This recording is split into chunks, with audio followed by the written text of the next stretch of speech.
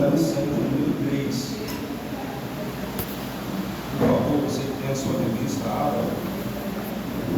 Lição de número 3. E o tema desta lição é o céu, o destino do cristão. E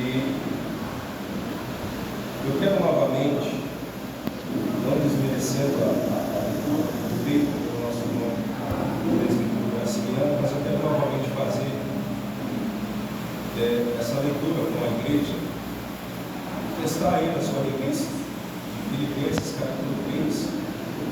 Filipenses capítulo 3, vamos ler esses versículos. E eu quero fazer um comentário desses versículos. E logo após a título de introdução, trazer algumas verdades para a gente estar fazendo a leitura dos tópicos, amém? Você que não tem a revista, você pode abrir a Bíblia em Filipenses, carta de Paulo aos Filipenses, capítulo 3, versículo 13 e a seguir, amém? Os irmãos estão aí para a leitura, vamos ler. Diz assim todos juntos: irmãos, quanto a mim, não julgo que haja alcançado, mas uma coisa faço, que é, esquecendo-me das coisas que atrás ficam e avançando para as que estão diante de mim, prossigo para o alto, pelo prêmio da soberana o quê? Vocação de Deus em Cristo Jesus. Agora, preste atenção no versículo 20. Mas a nossa cidade está onde? Nota que essa palavra cidade, no versículo de número 20, no original do grego, dos evangelhos, foi transliterado para o nosso português. Essa palavra cidade no grego se chama politeoma, que traz o significado de comunidade, ou conjunto de habitações, ou conjunto de habitacionais. Então Paulo está dizendo no versículo 20, perceba, mas a nossa comunidade cristã, ou a nossa comunidade de salvos, está onde? Nos céus, donde também esperamos o Salvador, o Senhor Jesus Cristo, que transformará, versículo 21, o nosso corpo abatido, para ser conforme o seu corpo glorioso, segundo o seu eficaz poder de sujeitar a si todas as coisas. Perceba que Paulo, aqui escrevendo aos Filipenses, ele tem uma esperança, e essa esperança é que a nossa cidade permanente não se dá aqui. O apóstolo Pedro, escrevendo nas suas epístolas, de 1 e 2 Pedro, ele vai frisar um termo chamado: nós somos peregrinos aqui na terra.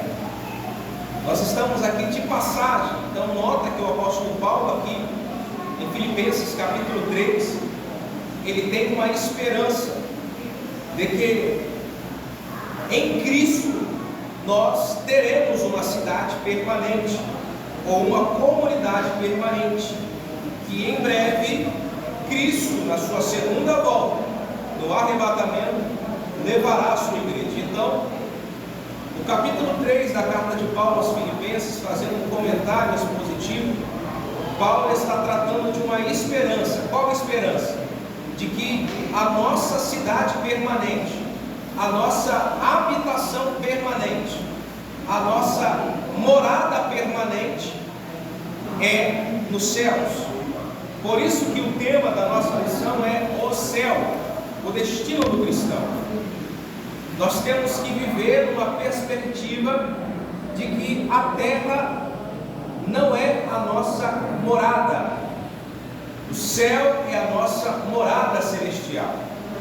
Nós estamos aqui de passagem, vivendo as promessas de Deus, para um dia alcançar a promessa maior, que é o céu. Glória. Louvado seja o santo nome, Senhor. Então nota aí, irmãos, que na verdade prática, o nosso comentador, Gisiel Gomes, ele vai dizer assim: o crente deve viver a vida cristã com a mente aonde? No céu. Voltada para o Céu. O crente deve viver a vida cristã com a mente voltada para o céu, como sua legítima esperança. Os nossos pés precisam estar na terra, porque nós precisamos trabalhar, precisamos romper dificuldades, mas a nossa mente deve estar onde? No céu. No céu. Nós vivemos na terra, mas nós vivemos com a expectativa no céu. O apóstolo Paulo, escrevendo a carta aos Colossenses, capítulo 3, se não me falha a memória, ele diz: se já ressuscitaste com Cristo, pensai nas coisas que são No céu. de cima. Porque ele continua dizendo: as coisas que são da terra são perecíveis, são transitórias, são passageiras, mas as que estão no céu são eternas e duradouras em Deus. Então, Paulo, escrevendo aos Filipenses, que o narrador usa bem como base a referência de Paulo, escrevendo aos Filipenses capítulo 3, Paulo tem uma perspectiva de que a sua esperança em Cristo é a cidade permanente, a Nova Jerusalém. Agora acompanhe comigo, por gentileza, o próximo livro que o narrador usa como base, Apocalipse, capítulo 21. Nota que Paulo, no capítulo 3 de Filipenses, tem uma perspectiva de que Cristo em breve nos levará para um novo mundo. Que novo mundo é esse? A Nova Jerusalém. Agora, o apóstolo João, escrevendo em Apocalipse 21, ele vai narrar detalhadamente essa Nova Jerusalém, que ele vai ter como visão. Nota que a visão que o apóstolo João, eu preciso dizer isso à igreja, a visão que o apóstolo João tem aqui no capítulo 21 de Apocalipse é uma visão alegórica, é o que ele está contemplando. Mas o apóstolo João, na sua época, na sua cultura, ele tentou descrever em características humanas o céu. Não que o céu não seja o que o apóstolo João descreveu em Apocalipse 21, mas o céu é muito além do que ele descreveu, porque ele tentou descrever em uma visão alegórica, física, aquilo que ele está vendo. Ele disse que no céu há ruas de ouro, há muros de jaspe, mas no céu não há apenas somente isso, há algo muito maior e melhor para as nossas vidas. Glórias a Deus. Em êxtase, em arrebatamento de espírito, de sentidos, o presbítero Edmilson, ele tentou descrever o que ele estava vendo, mas o que ele estava vendo é além do que ele contemplou. Então ele descreve, versículo 1 do capítulo 21, e viu um novo céu, uma nova terra, porque já o primeiro céu e a primeira terra passaram, e o mar já não existe. E eu, João, vi a santa cidade, a nova Jerusalém, que de Deus desceu do céu, adereçada. Ela estava como? Adereçada. Adereçada, como uma esposa ataviada para o seu marido. E ouvi uma grande voz do céu que dizia: eis aqui o tabernáculo de Deus com os homens, pois eles habitará, e eles serão o seu povo, e o mesmo Deus estará com eles e será o seu Deus. E a característica do céu, versículo 4: e Deus limpará dos seus olhos toda lágrima, e não haverá mais morte, nem pranto, nem clamor, nem dor, porque já as primeiras coisas são passadas. Então Cristo, ele vai trazer para nós uma nova realidade. Ele vai trazer para nós uma nova morada. É por isso que Jesus disse em João capítulo 14, versículo 1, o que está escrito lá: não se turbe o vosso coração. crede em Deus, crede também em mim, porque na casa do meu Pai há muitas moradas. Se não fosse assim, eu teria dito: vou preparar. E se eu fui preparar um lugar, eu voltarei outra vez e vos levarei para Glórias a Deus. para que onde eu estiver, Sejais vós também. Então, a título de introdução, Isso é o forte. propósito de hoje dessa lição é apresentar o céu aos nossos santos que estão aqui presentes como realidade e como morada reservada e preparada para nós cristãos, para a igreja separada por Deus, em uma perspectiva não mundana, mas bíblica e escatológica. Porque muitas das vezes, irmãos, o crente ele só conhece os céus pelo aquilo que a cultura brasileira apresenta para ele, por aquilo que ele ouviu falar na televisão, por aquilo que ele viu em desenhos animados, em filmes. Mas o cristão às vezes não conhece o céu como realidade bíblica e escatológica. Talvez ele nunca leu na Bíblia quais são as características do céu. Ele só ouviu alguém falar, ele só ouviu alguém pregar, mas ele nunca leu na Bíblia quais são as diretrizes do céu, quais são as características do céu. Ele nunca leu na Bíblia o que o céu traz a nós. E é sobre isso que eu quero trazer nesta manhã. Esse é o propósito da lição: trazer o céu a nós como realidade, como morada permanente e como lar dos santos. Glórias a Deus. Verdade. E eu quero trazer, a título de introdução, algumas verdades para a gente já começar a ler a nossa introdução. Mas eu preciso trazer essas verdades para encaixar como uma engrenagem perfeita naquilo que nós iremos tratar nesta manhã. Eu quero trazer 3 verdades sobre essa realidade chamada céu. A primeira verdade é que hoje, na atualidade, é bem verdade que há muitos homens profanos. Escute isso: muitos homens fraudulentos, ignorantes, amantes de si mesmos, soberbos, avarentos e presos em filosofias pagãs, em filosofias culturais que a televisão e a mídia mostram para ele. É uma verdade existente.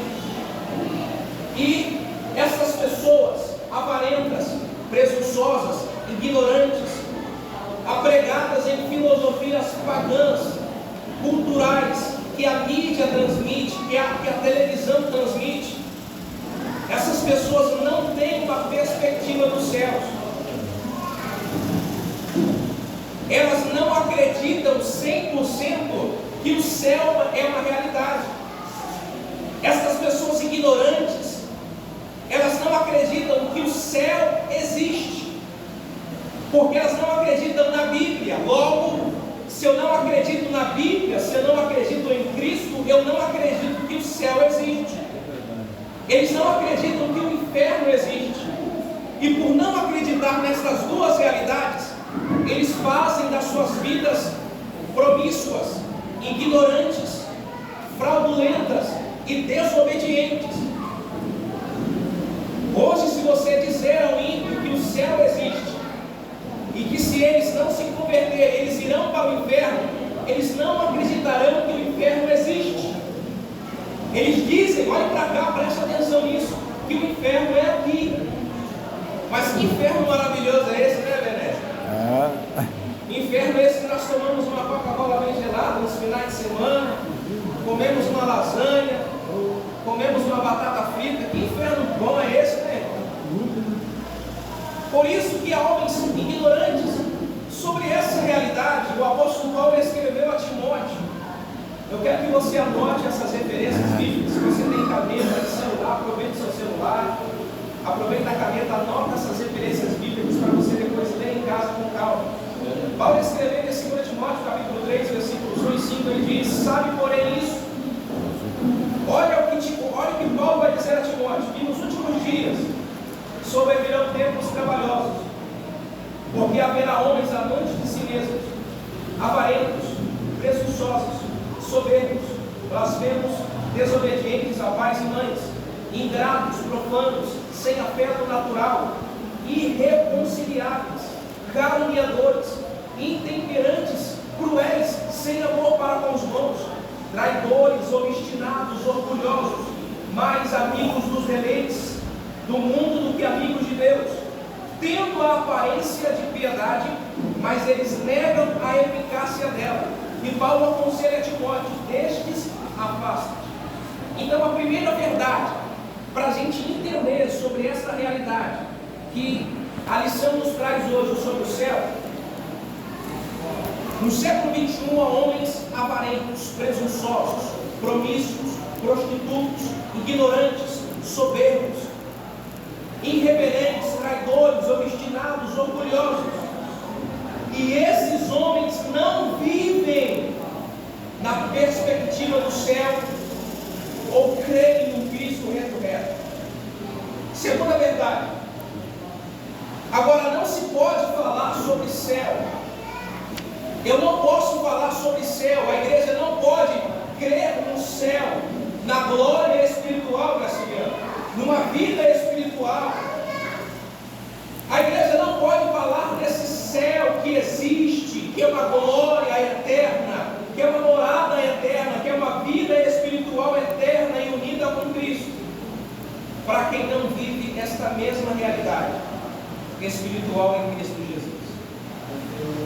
Ou seja, se eu não vivo em Cristo, se eu não tive um novo nascimento, se eu não me reconciliei com Deus, se eu não professo a Cristo como meu Senhor e ando nas suas palavras, eu não posso viver na perspectiva do céu. Porque o crente salvo, transformado, lavado no sangue do Cordeiro, ele vive com os pés na terra, mas com a mente no céu. Glórias a Deus. Verdade. É por isso que o crente fiel, ele vence o pecado, ele vence a tentação, porque quando o crente vive uma perspectiva do céu, ele sabe que no céu, como foi cantado aqui, não entra pecado. Aleluia. No céu só entra salvos, santificados, lavados e remidos. Então, a segunda verdade, para nós entendermos, Glória. eu não posso falar da glória espiritual, eu não posso falar que o céu existe, se eu não vivo na perspectiva do céu. Eu ando aqui na terra com os meus pés, mas a minha mente está voltada no céu. A igreja precisa usar isso como engrenagem para a sua vida. Nós precisamos trabalhar, precisamos conquistar os nossos bens, precisamos ser os sacerdotes dos nossos lares, sustentar os nossos filhos, sustentar a nossa esposa, sustentar os nossos, mas nós precisamos viver isso, mas sobretudo com a mente no céu. Precisamos acordar todas as manhãs para ir ao nosso trabalho, precisamos ter o nosso sustento, precisamos viver a realidade física e momentânea aqui na terra, mas a nossa mente deve estar firmada no céu, porque vivendo nessa perspectiva, nós entenderemos que um dia nós seremos arrebatados e nos encontraremos com o Senhor nos ares. Para os que chegaram agora, a lição número 3, nós estamos falando sobre algumas verdades, para a gente já começar a ler a introdução da lista. Terceira verdade, finalizo aqui. Eu preciso ter a natureza de Cristo para crer na realidade do céu. Eu preciso ter a natureza do Senhor Jesus Cristo para crer que o céu existe, para compreendê-la. Porque quem não tem a natureza de Cristo, não compreende a natureza do céu. Se eu não tenho Cristo em minha vida ressurreto, eu não tenho a natureza do céu em minha vida. Se eu não creio que Cristo é o meu Senhor e Ele é o governador da minha vida, eu não posso ter a natureza do céu em minha vida.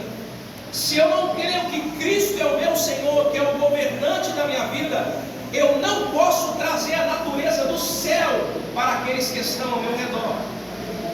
Você é um cidadão do céu, e os atributos do céu estão atrelados na sua vida. Paulo diz que nós somos o quê? Selados pelo Espírito Santo. E se nós somos selados pelo Espírito Santo, nós vivemos aqui, mas com saudade do céu. Mas como ter saudade de um lugar que nós não fomos? É porque nós temos a realidade dos céus em nosso coração. Glória Nós vivemos aqui, mas a nossa mente está onde? no céu. Nota aqui, Jesus disse em João capítulo 3, versículo 5: em verdade eu lhe digo que aquele que não nascer da água e do Espírito não pode entrar onde? No reino de Deus. Ou seja, aquele que não nasce de novo, que não tem um novo nascimento, ele não pode viver a realidade do céu. Porque a humanidade vive pecando, porque nós vemos escândalos dentro das igrejas, porque nós vemos pessoas esfriando na fé, desistindo da sua trajetória aqui na terra, desistindo, se desligando da comunidade cristã. É porque deixou de viver a realidade do céu em seu coração, deixou de ter esperança no céu, deixou de ter esperança em que um dia toda lágrima será enxugada, toda enfermidade será sarada. Deixou de viver essas realidades. E quando nós